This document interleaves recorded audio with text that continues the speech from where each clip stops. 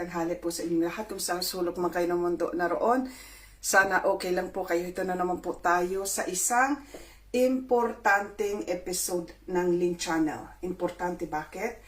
Pag-uusapan po natin itong lahat tayo gumagamit nito at yung nagsumputan, sandali isusulat ko lang kasi pag binabanggit mo ito kahit yung nagre-research ako, pareho dinidebunk. Nagalit nga ako, sabi ko, bakit puro na lang binibigay mong itong AI? Puro ang mga WHO ang kailangan maging source ng information. Sabi ko, pwede ba akong bigyan ng mga alternative na sources na mga peer-reviewed studies? Ayun, binigyan ako. Kaya hindi ko po pwedeng banggitin itong pag-uusapan natin. Ayan o. Yung nagsulputan habang kulong tayo sa mga hayba, nagsulputan lahat po yan sa mga malalapit sa eskwelahan, nagsulputan po itong mga ito. Andyan na yan sa gitna ng mga hayba ninyo. Ito, sandali ha, hindi ko siya babanggitin kasi sigurado ako, nyo na ngayon, kasi nagsulputan na to pati sa mga ayan. Ito. Nagsulputan niya nung nakakulong tayo sa mga hayba nung Monique Plande. Naalala nyo? Walang panahon na iba kundi nagsulputan ito nung nakakulong tayo. Yan po yan. Naitapik ko na po ito matagal na, but meron po ako mismong officer nang galing sa trabaho siya sa Pentagon. Military po ito. Malalaman nyo kung sino. 2011 pa lang, sinasabi na niya, yung mga kitsa na nakikita natin ng Monique Plande, na para ka, itong respiratory, parang vidko. Ang simptomas, guess what? Galing po, inamin niya mismo yung mga sintomas na nakita natin ng Monique Plande, galing po dito sa ito. So, itong pag-uusapan natin, yung radio frequency na meron dito, andito rin sa araw-araw na gamit natin. So, alam nyo na, hindi ko ito pwedeng banggitin sa inyo kasi nahirapan akong maghanap ng mga informations kasi pag sinasabi ko yung itong pangalan na to, sinasabi ng AI na, ayon sa WHO, hindi nakakapinsala yan. Nagalit ako. Sabi ko, ano ba naman? Sabi ko, bakit puro na lang WHO ang ginagawa niyong basihan ng mga totoong ang ginagamit niyo as totoong information, isamantalang sila ang nanloko. Yung mga ganyan. Sabi ko, pwede ba akong bigyan ng alternative na information na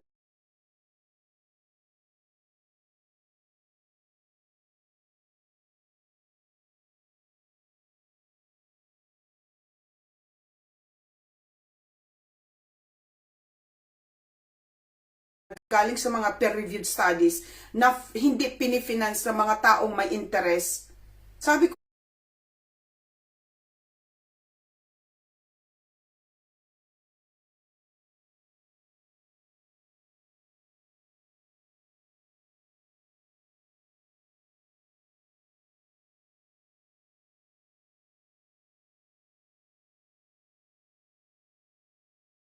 yung mga independent peer-reviewed studies, binigyan ako, himala. Kaya tinuturuan ko kayo mga curious kung paano kayo maghanap sa AI. Makikipagdebate kayo sa AI para bigyan ka ng ibang alternatiba na sources ng information. Yun po ang ginawa ko.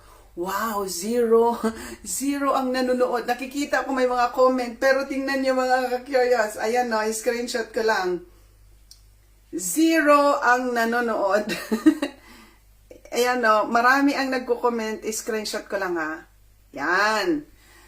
0 ang nakalagay dyan sa phone ko. Minamagic po kasi ako talaga, grabe, nakakainis. But anyway, I am just highlighting to you na kailangan nyo na ngayon magsipag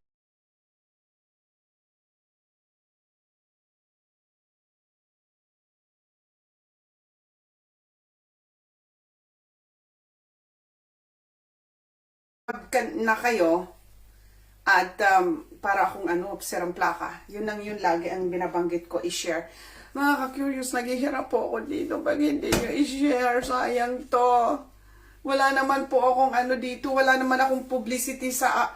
alam nyo, kung makikita nyo lang sana na may publicity ako, katulad ng mga pina-follow nyong mga vloggers na maya-maya may publicity ang kanilang mga video, ang daming ang mga publicity. Wala po ako nun.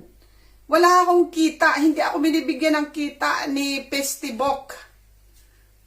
Okay, so wala akong interest na pag may million yung videos natin, hindi ako bibigyan ng pera dahil wala akong publicity, okay?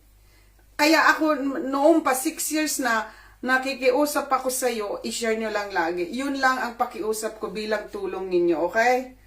Kasi walang kinalaman dito, kahit mga 1 million, 5 million views, hindi ako babayaran. Wala akong publicity sa mga video. Pag nakita nyo may mga publicity, kumikita na yon.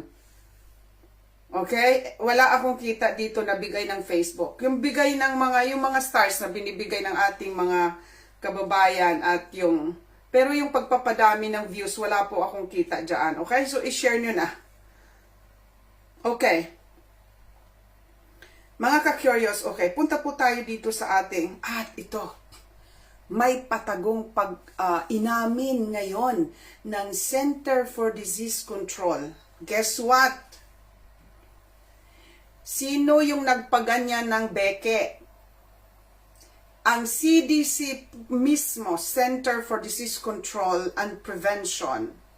Sila mismo ang nag-amin, mga ka-curious, na yung mga natuklawan ng beke, more than sila, doon nakitaan yung mga tuklamado.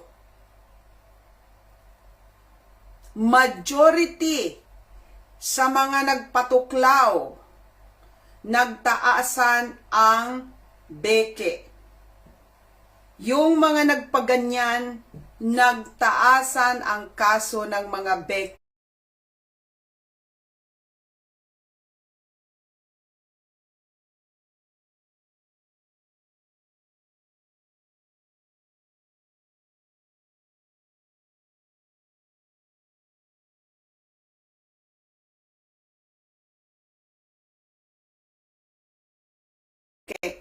Doon sa mga tuklamado. Bakit kaya? Dugtong ito sa naipost ko dyan na yung bata sa Quezon, kumpleto siya ng tuklaw ng rabies na ganyan dahil sa rabies. Paano yon? At itong CDC, sila na po ang naglabas mismo ng report. Majority sa mga tiningnan nila, sino ba yung mga tuklamado? Majority doon sa mga nagka-rabies, tuklamado sila. Okay, so, sandali lang. Kasi kailangan natin kumain. Kailangan kong, gutom ako mga kiros, ha? Sandali lang. Konting tiyaga lang. Hold on. Kasi kailangan kong, hindi ako makaka-focus pag pag hindi ako pinakain ng konti. Manghilib ako sa hindi ako makafocus. Minsan nakaka-curious, napapansin nyo, hindi ako makagrasp right away ng right words na gusto kong sabihin. Kasi, dito sa bahay, Italiano kami. So, pag nagsasalita ako, ang unang pumapasok na word, yung Italiano. Kaya minsan napapatigil ako dahil isipin ko, hindi ko maagad maisip yung Pilipino yung translation sa Pilipino. Kaya, yun yung nangyayari na hindi ko yung mga words kaagad. Kaya kailangan kong uminom ng kape para magising ako.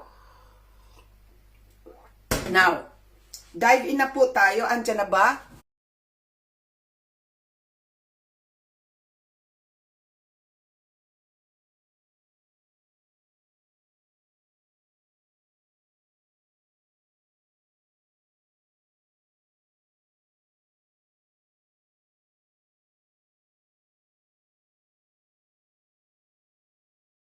Ma'am Glenda Calago. Hi, Ma'am Glenda. Thank you so much, Ma'am Glenda. I miss you too, Ma'am Glenda Calago. Matagal nga po kayo nawala, Ma'am Venice Dino. Thank you so much. Jewel Nat Gabi Muray. Hi, Ma'am. Imelda Makada, as always, Marilyn Chan Agbayani, hello po. And Emelinda Lim, Anching Martinez, Rivera Grace, Raymond Antigua Gulani. Wow.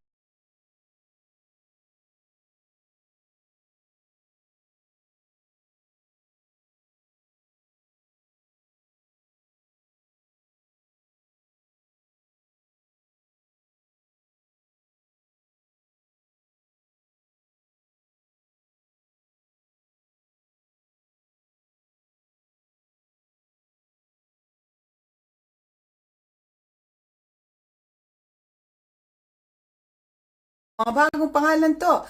Babes Candado Gudelusaw. Darwin Bahado Sustento. Ay, opo, kasi magti-30K na tayo mga ka-curious. Arlen Vasquez. Marami po talaga ang mga followers natin na bago, okay?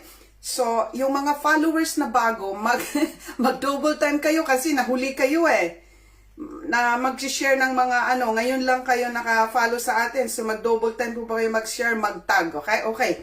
Punta na po tayo. Before we start, doon sa main topic natin, gusto ko po munang punta tayo dito mga ka-curious sa Balitang Pilipinas. Kasi ang daming mga kaganapan. Ito, si Marcoleta na naman ang target nila. Sabi nila, naalala nyo, nanakot si John Vic Rimulya. Kasi nga, pananakot to, sabi ko nga, yun na lang ang armas nila. Si John Vic Rimulya sabi, yung mga magrarally dyan, kasi nananakot dahil diba, i-remind ko kayo, yung Iglesia ni Cristo may rally sa 16, malapit na po, 16, 17, and 18, 3 days po yon. Sabi ko sa inyo, do not miss this opportunity. This opportunity that is given to you might not come back again. So, binibigyan namin ngayon ng pagkakataon na pwede nyo nang baguhin ang future ng bansa natin. Kung nandyan lang ako, sigurado ako nandoon.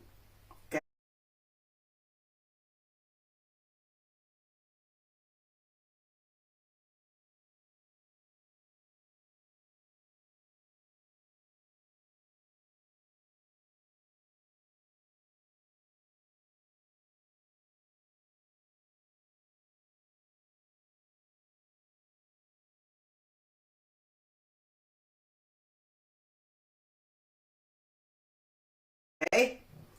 Now, sabi, nananakot si John Vic Rimulya na yung daw aarestuin nila, yung mga manggugulo, okay? Ngayon, sino ang next na tinatarget nila, mga ka-curious? Si John Vic. Sino ang target nila? Kasi si John Vic target yung mga magrarally. Ngayon naman, target nila si Marcoleta. Remember, Marcoleta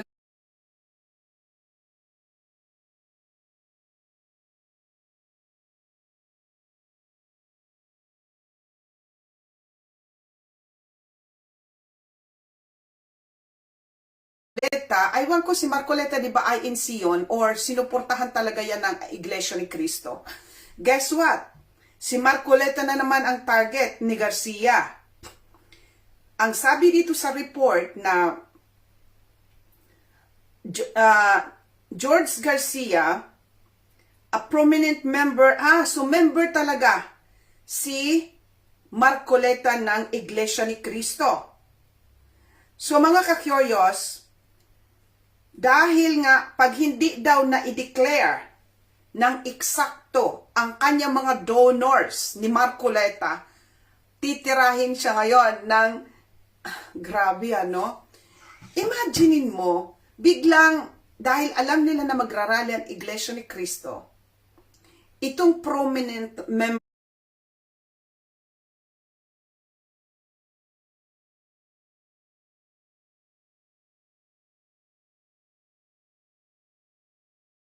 nila na si Marcoleta ng Iglesia ni Cristo, bigla na lang sabi ng Commissions on Election ni Garcia, tingnan natin, pag hindi na-submit yung tamang listahan ng mga donors ni Marcoleta sa election, titirahin natin. Ayan. So, grabe, no? Now, yung timing, I think this is already a declaration of war. If you come to think of it, this is a declaration of war. Laban sa mga kalaban ng gobyerno. Diba si Bato, sinabihan ni Rimulya, ni Boying Rimulya, na meron daw siyang kopya, naalala nyo? Na meron daw siyang kopya ng arrest warrant kay Bato.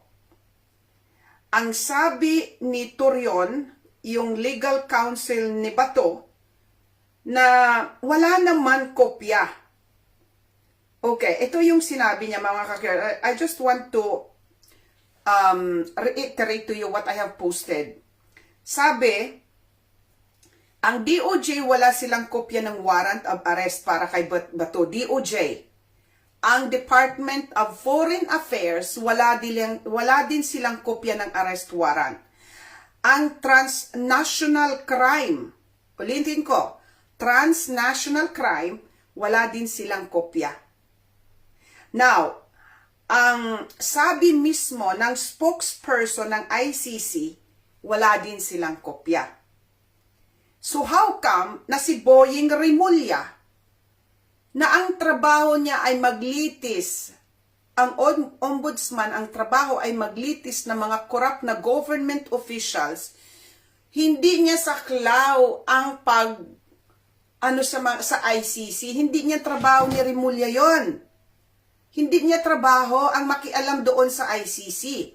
Pero siya ngayon ang may kopya at inamin ni Rimulya, mga ka-curious, na meron siyang kopya pero hindi daw official. Ano yan, fake? Ano yan gawa-gawa kung hindi official? Hindi ko alam. Anong ibig sabihin na hindi official yung hawak niya?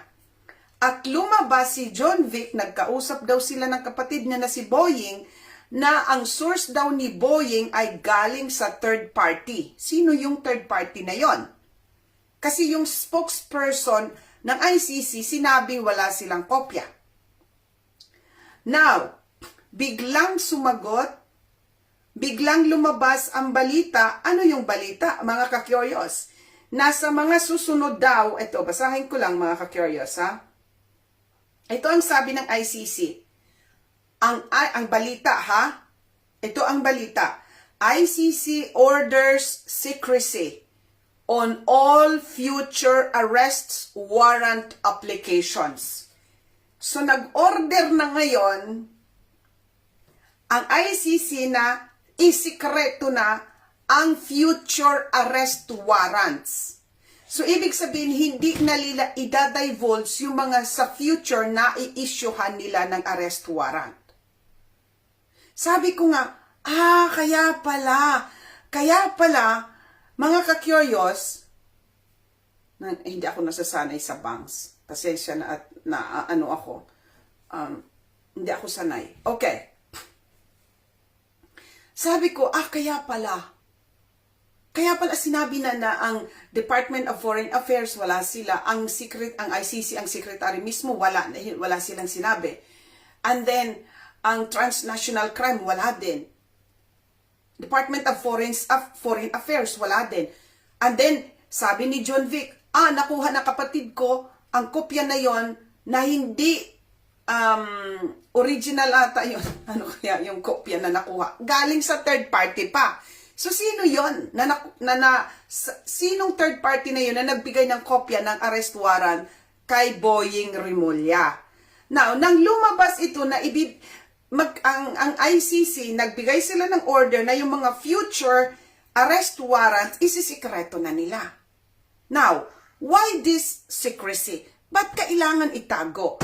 Alam nyo yan, pag may sikreto, kasi gusto mang may itago. Anong gusto nilang itago? Dahil mga iligay ginagawa nila, di ba? Katulad kay Digong, ulitin ko lang, nilabag mismo ng ICC ang sarili na lang Rome Statute number Article 59.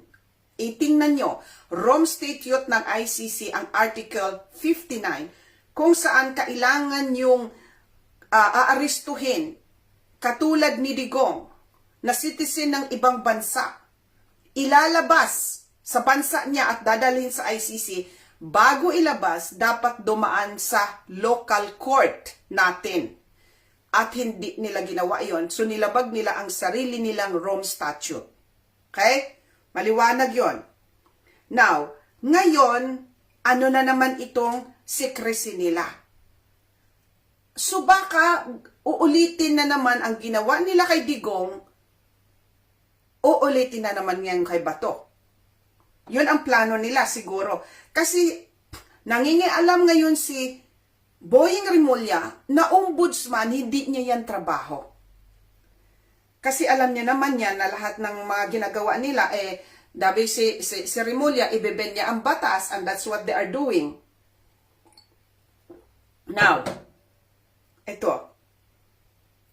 Dahil doon, ang hiling na Bato, of course si Bato, naghiling siya sa Korte Suprema, ito. Kawawa naman din, ano? Kasi they are going after sa mga kalaban ng gobyerno at mga number one supporters ng mga Duterte. Ikukulong nila yan, gusto nilang tirahin yan, si Marcoleta, si Bato.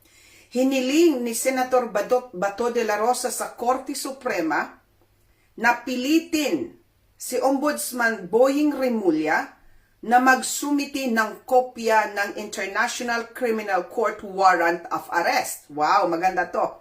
Matatandaan na sa isang press conference, sinabi ni Rimulya na nasa kanyang cellphone ang kopya ng ICC warrant kasunod ng pahayag ng DOJ na wala pa silang natatanggap o nakikitang arrest warrant order kay Bato. Ito yung sinabi ng Department of Justice, wala silang natatanggap na kopya, pero si Rimulya meron.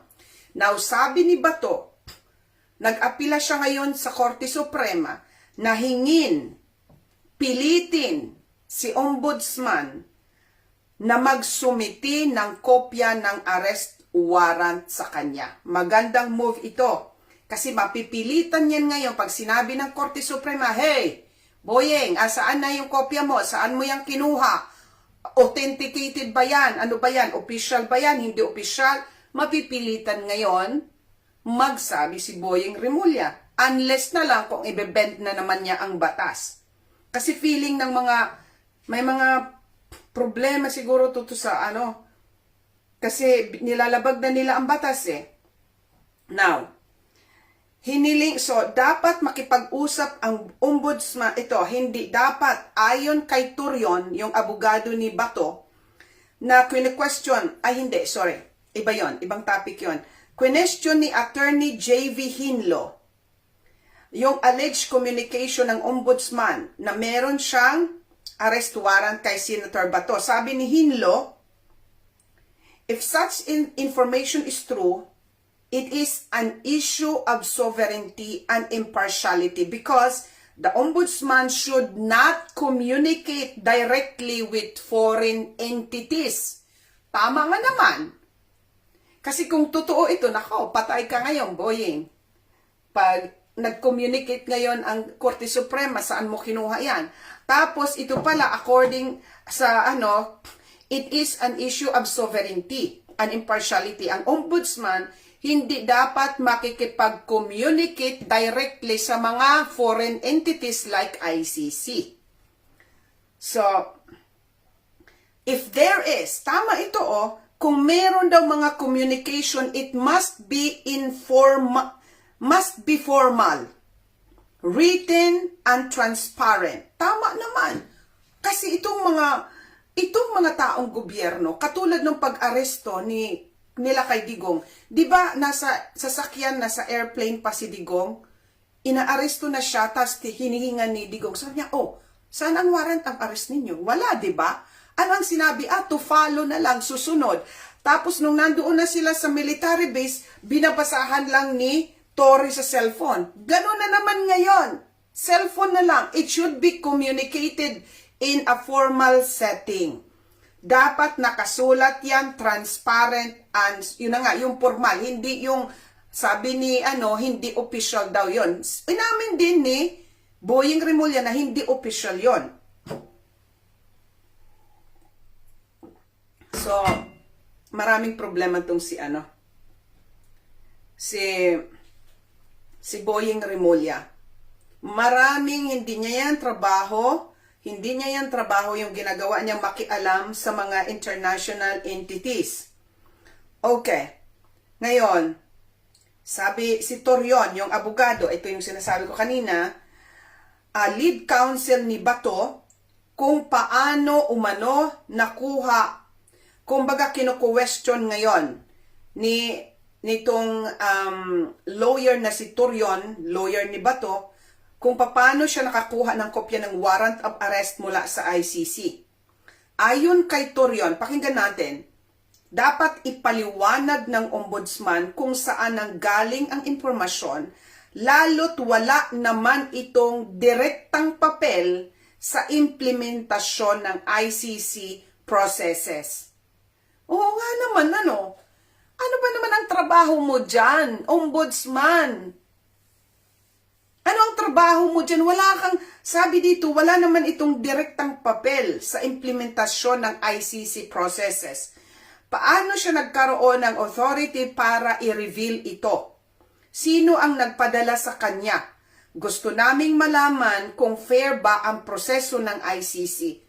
Oo, may karapatan sila kasi sila ang nasasakdal. Dapat alam, maliwanag na ikaw ang sinasakdal ba to, dapat alam niya. Dapat may formal na communication na, hey, ito, meron na kaming arrest warrant sa'yo. Before anything, they could be giving arrest warrant doon sa nasasakdal, di ba? Bakit ang unang nakakaalam si Rimulya? Sumasalimuot itong ginagawa nila because, sabi ko nga sa inyo, pag nasa mali ka, tandaan nyo yan, mga ka-curious. Pag wala ka sa panig ng tama, pag nasa mali ka, lahat ng gagawin ano ang typical pag mali ka? Una, magtatakip ka. Sa pagtatakip mo, gagawa ka ng kwento. Gagawa ka ng puro kasinungalingan. Kasi wala sa iyo ang katotohanan. So yung version na gagawin mo, patong-patong na yan, puro pananakit at pagsisinungaling. Kaya kayo yung mga pagkatao, lalo ng mga troll, kahit anong gawin ninyo, manalo man kayo sa isang argumento, the rest of the arguments, wala kayo kasi wala sa inyo ang panig ng katotohanan. Nasa masama kayo. Ang masama, hindi yan po pwedeng magbunga ng maganda. Kaya lahat ng lalabas na mga sa bibig ninyo, puro yang kasinungalingan, pagtatakip, kasi wala sa inyo ang katotohanan. As simple as that. Kahit anong gawin nyo, makipag-argue kayo. At the end of the day, sa dulo, the truth will prevail. Always. Tandaan nyo yan. Matagal man.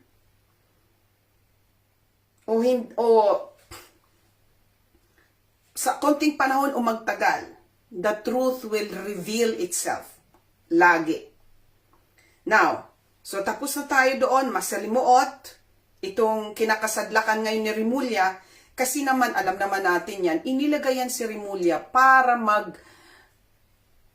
pagtakpan ang crime, para hindi niya tugisin. Tragis ka, Rimulya, ang dami mong problema. Ang daming mga nagnanakaw, ang inaano mo ngayon, ang inaatupag mo yung ICC na hindi mo naman trabaho yon. Inaatupag nyo ang pagtugis sa mga kalaban ninyo. Ayusin mo yung mga halos lahat na dyan sa DPWH. Mayroon na naman nagpakamatay na mataas na opisyal.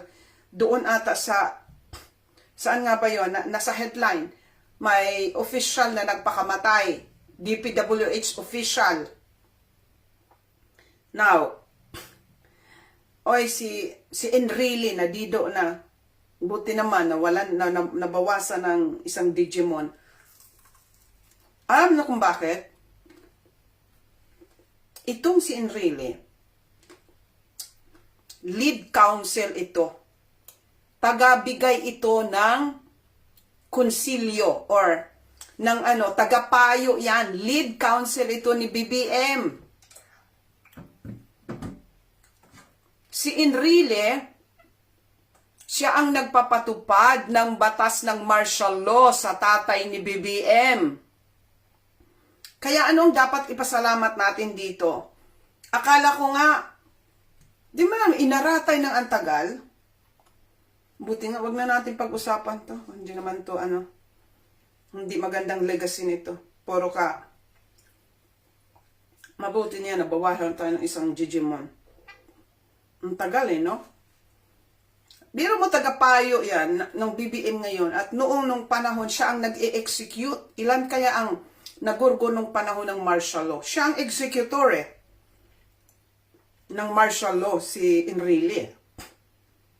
Now, punta tayo kay Saldico. Di ba? Nag-create sila ng para maging transparent daw ng platform ang Senado, sabi ni Tito Soto, di ba? Tapos, sabi nila, mag-iimbestiga sila, pasensya na, kumakain ako, nagugutom ako. Natatawagin daw sa Zoom meeting nila si Salde sa pag-resume ng hearing. Tatawagin daw nila si Salde para mag-testify. Now ito, si Saldico may alibay, hindi daw siya makakadalo. Saldico hindi makakadalo, nagpapagamot ayon sa kanyang abogado. Maniwala ka? Nagpapagamot yon. Nandoon lang sa mga 5-star hotel guarded. Di ba nakita natin? May mga security guard siya ngayon. Pinagtatawa na lang tayo na sa 5-star hotel, champagne. May sakit daw, kaya hindi makakadalo. Nilinaw rin ni Lacson na hindi siya papayagang umattend ng virtual. Bakit? Dali ha.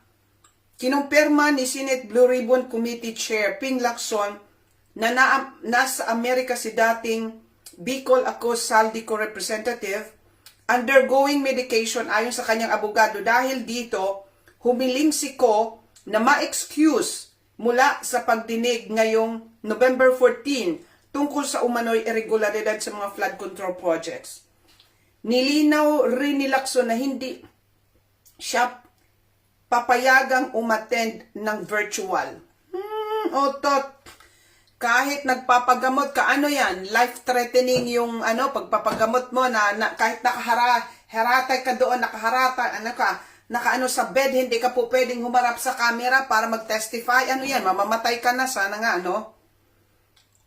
Hindi masama mag-wish masama mag-wish, pero kung mga Digimon, isa ka lang na tao, bakit ka pa hinaybo? Mag-isa ka lang, nagpayaman ka para sa gusto mo, sa personal mo na interes, sa pamilya mo, ang dami mong ninakawan ng mga ota. So, hindi ka magandang tao. Mabuti sa'yo, doon ka na, doon. Isa ka lang na tao, pamilya mo lang, pinayaman mo, binundat mo yung mga sarili ninyo, the rest of the millions of people naghihirap. Kaya, doon ka na doon.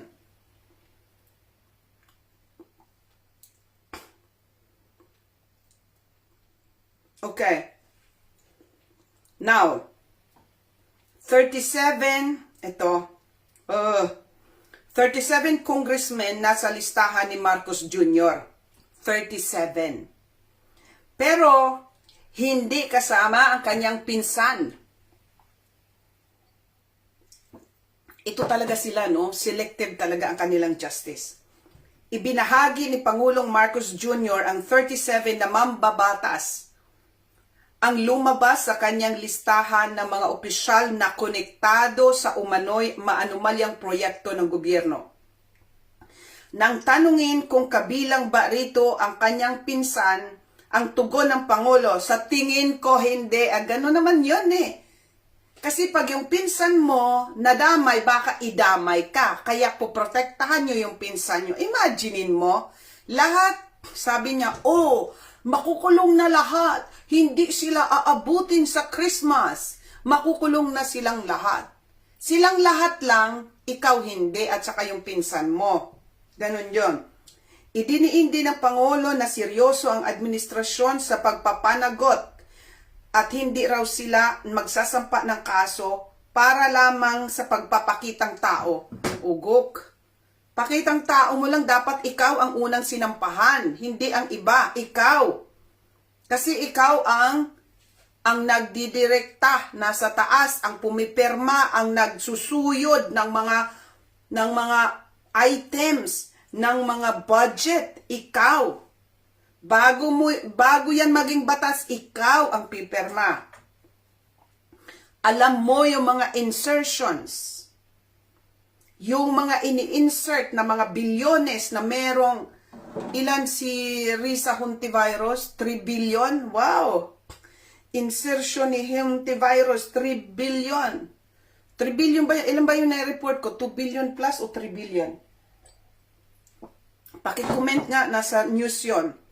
So, sabi niya, kailangan papanagutin na silang lahat. Bago magpasko, ay hindi na sila abuti ng Pasko.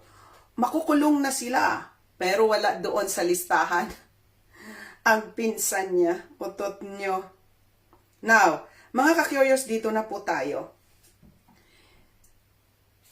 Bago tayo pumunta, magpapasalamat po ako. Mamaya babanggitin natin yung mga nagbigay ng stars nung last live natin. Ma'am Carmi Yoshida. Wow, thank you so much Ma'am Carmi from Japan sa mga pagtag. Uy, ang dami. Pasalamatan ko personal yung mga nagtatag ha. Kasi ito ang very effective dahil yung mga pag-share, minsan hindi na mabuksan ang ating mga video, hindi nakakarating, nawawala. Wow, ang dami. Ang dami ni Ma'am Carmi Yoshidang tinag. Ito po ang effective, ma'am, na magtag na lang kayo para maagaw ng atensyon ang mga kamag-anak, kaibigan ninyo. Ma'am Nympha Lim. Kautog Absede. Hi Sir Kautog. Ma'am Dorano Lolita. Erning Dayapera. Belinda. Ma'am Elma Pangilinan Call. Hi Ma'am Elma. Thank you po so much lagi sa tulong ninyo. Okay. Thank you po. Punta na tayo dito. Na ang daming balita, pero itong munang gusto kong tutukan dahil nga sa paglabas nitong bagong report ng CDC na kung sino nakita niya na yung mga kaso, ang dami, majority sila sa yung mga may mga kaso, tiningnan nila ang record mula sa ilang taon. Wow, yung may mga beke, yung may mga kitsa na beke, majority sa kanila lahat oklamado. Okay? At saka, lately, itong napakasikat na K-pop singer na si Yuna, hindi ko na naman makita. Andito yan, sandali. Kasi naagaw attention ako lately. Sabi ko, ba't ang dami na naman nagpo-ploof? Dinatanong ako, ano bang ibig sabihin ng ploof? Ginawa ko lang yan. Wala yan sa dictionary. Para lang hindi maintindihan ng AI, yung ploof, yung biglang, yon, tapos, nagbiglang nag-ploof, okay? Yung iba, nagpo-ploof, pero hindi nagaganyan. Pero karamihan, ito ang gusto kong panoorin ninyo.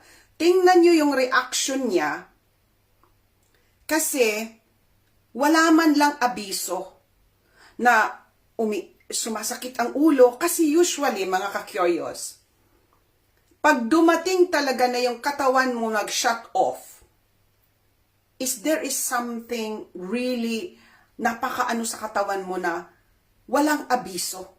Na talagang poof! Ploof ka na, o kaya mabuti yung iba na nahahaybo pa, nakakarating pa sa hospital, pero yung iba talaga, yung karamihan sa mga naglalaro, na talagang gurgur na sila. Tingnan mo, nagsasalita pa siya, wala pang, tingnan mo yung expression ng mukha ha. Nitong K-pop singer po ito na si Yuna. Ano pa siya Bong. Sandali ha. Tingnan nyo yung expression ng kanyang, ayan o. Sandali.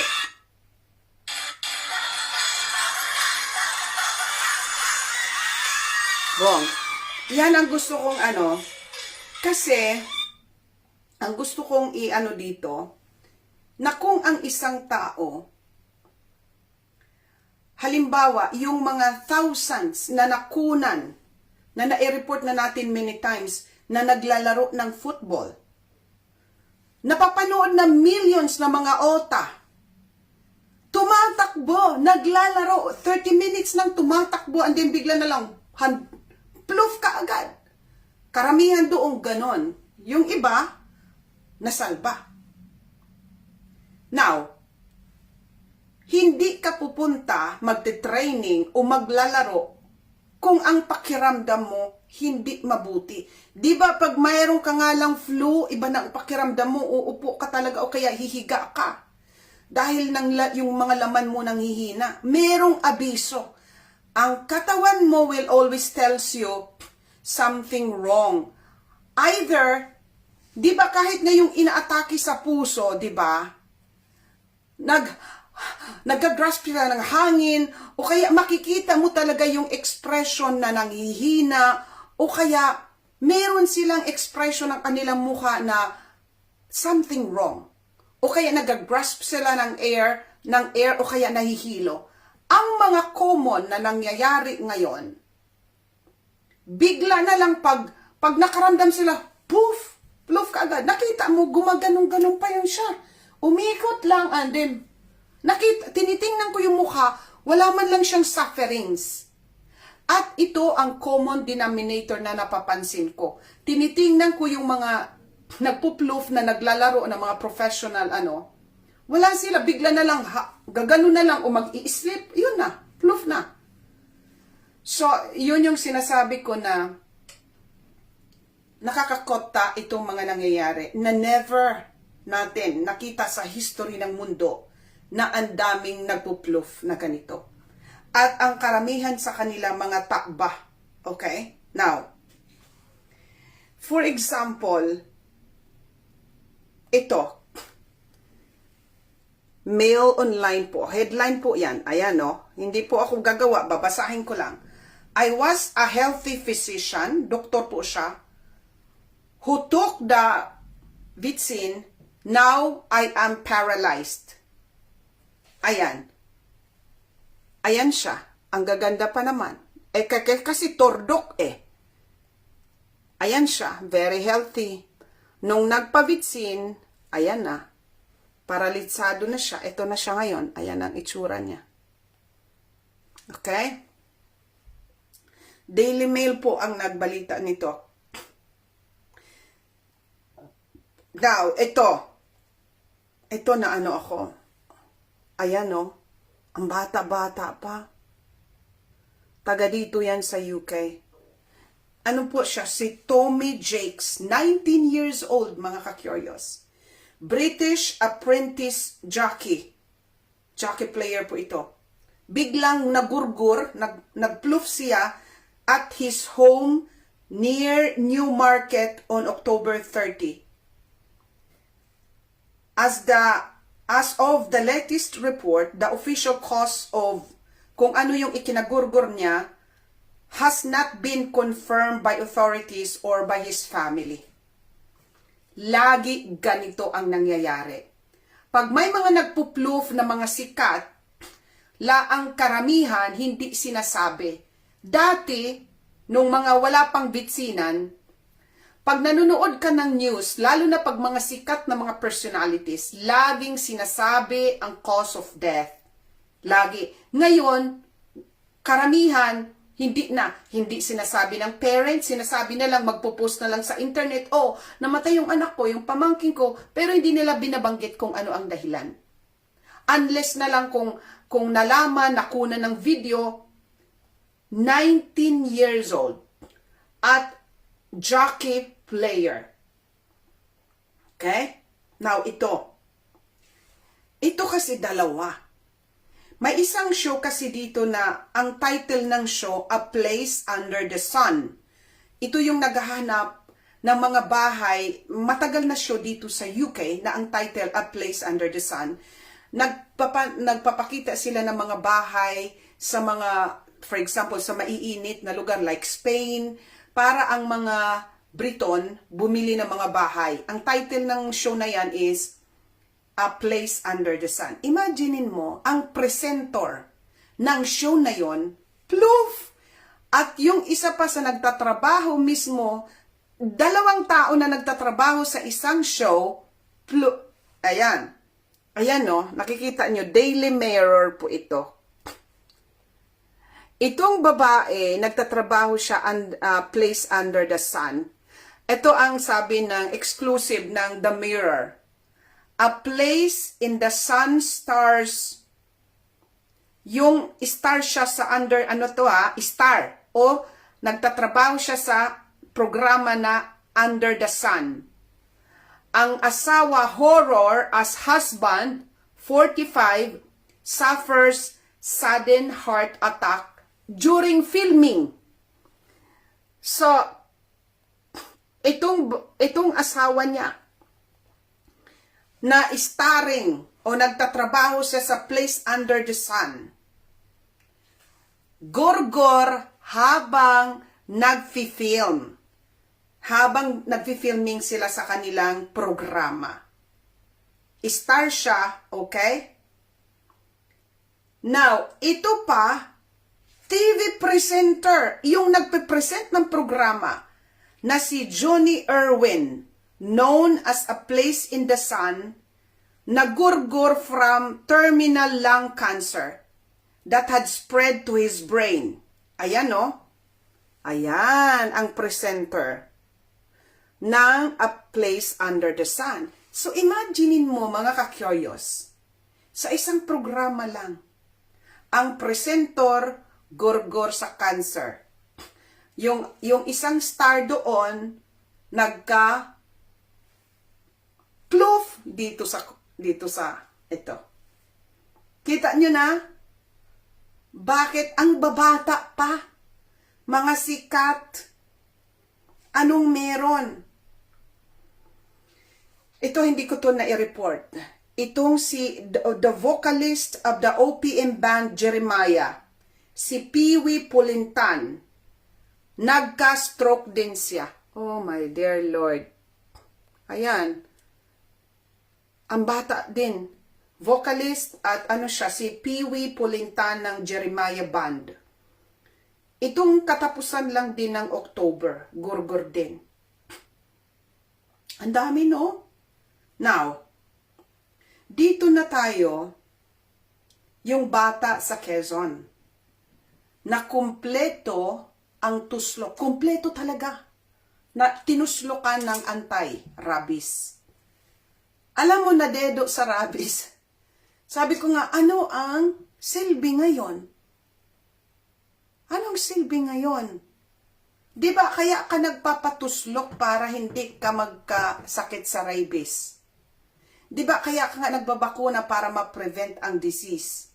Kaya ka nagpapa-COVID-sin ka para hindi ka magka-VIDCO, di ba? Ang nangyayari, yung mga nagpatuklaw, sila yung marami na ang naganyan at marami ang nagkakitsa. Hindi pa rin kayo maniwala. Yung bata, kinumpleto niya. Yung sa anti-rabies.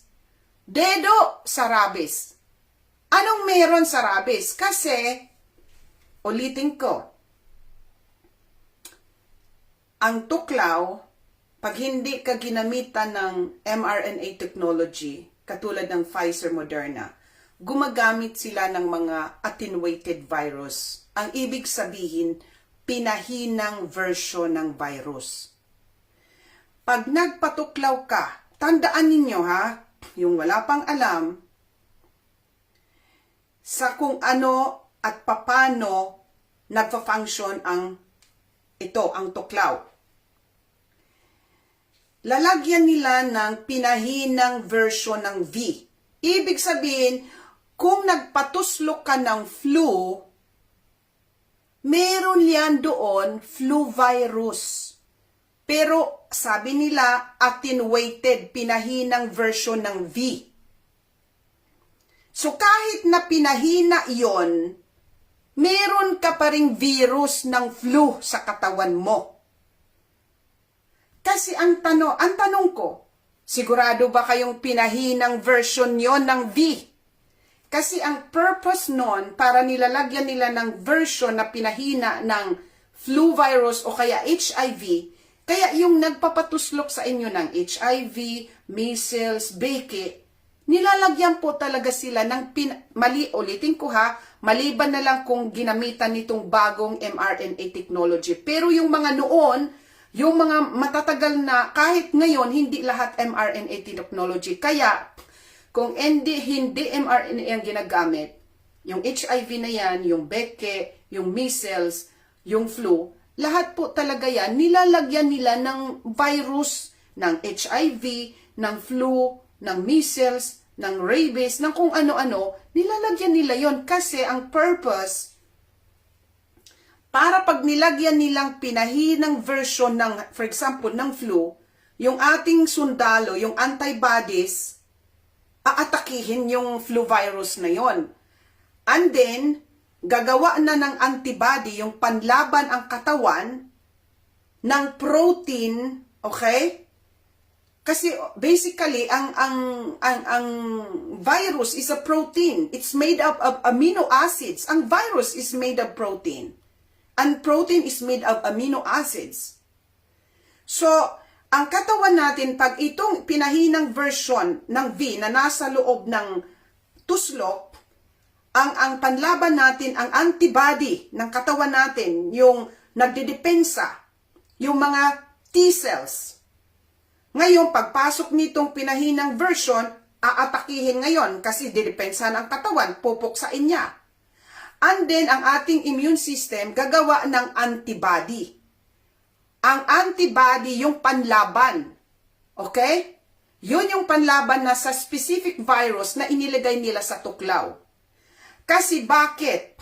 Dahil para may antibody ka na sa katawan mo, para next time na pumasok yung virus na yun sa katawan mo uli, hindi ka na magkakasakit kasi meron ka ng panlaban na ginawa ng immune system mo na ang tinatawag antibody. Nakikita nyo? Kaya to elicit respond from your immune system, kailangan sila maglagay ng virus na inilalagay nila sa tuklaw ninyo. Now, ang hindi lang maganda kasi ang interest nila, hindi naman na gumaling ka. Ang interest nila is magwasba ng ota at magkakitsa ka para forever ka ng kliyente nila sa hospital. Ang intention nila hindi maganda. Now, kung sinabi nila, naglagay kami ng attenuated or pinahinang version lang doon sa flu virus na flu vaccine na itinuslok sa inyo, sigurado ba kayo na pinahinang version?